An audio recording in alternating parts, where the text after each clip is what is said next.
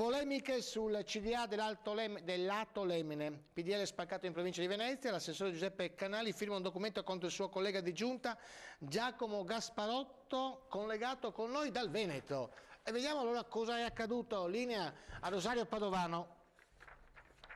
Grazie, prendiamo la linea dal Veneto e continuiamo a parlare di atto perché c'è un documento sottoscritto da Gianmarco Coliano, Emiliano Teso, Giancarlo Stival e tra l'altro dall'assessore provinciale Giuseppe Canali in merito all'elezione del nuovo consiglio d'amministrazione. Abbiamo invitato Giacomo Gasparotto per due motivi. Il primo perché viene tirato in ballo dalla critica che questi consiglieri del PDL, cioè del suo stesso partito, fanno nei suoi confronti, nei confronti di lei come sindaco di Gruaro, e anche perché questa questione del lato rischia, assessore Gasparotto, di creare un aspro dibattito all'interno del PDL provinciale.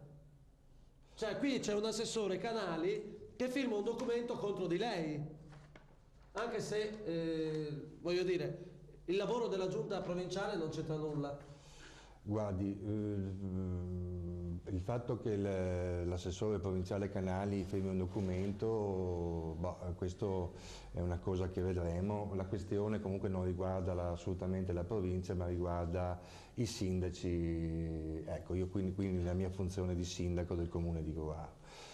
Su questo chiederò spiegazioni eventualmente all'assessore se vuole creare un caso politico a livello provinciale o se è una firma di solidarietà all'interno dei colleghi del PDL. Questo ovviamente è un attacco fatto dalla parte della componente di Alleanza Nazionale che fa capo al PDL, a Giacomo Gasparotto, però le questioni io non voglio assolutamente né replicare, fare polemica, ma spiegare come stanno le cose. La gestione dell'atto e quindi la nomina del Consiglio di amministrazione è una partita che è stata gestita direttamente dalla conferenza dei sindaci del Veneto orientale, cioè il Consiglio dei sindaci del Portogruarese insieme con i colleghi friulani, con una lista chiusa fatta in un momento in cui il comune di Portogruaro e il comune di San Michele Tagliamento non c'era il sindaco e si pensava che il sindaco non ci fosse, e quindi è stata chiusa in un certo modo. C'è un problema di carattere politico vero.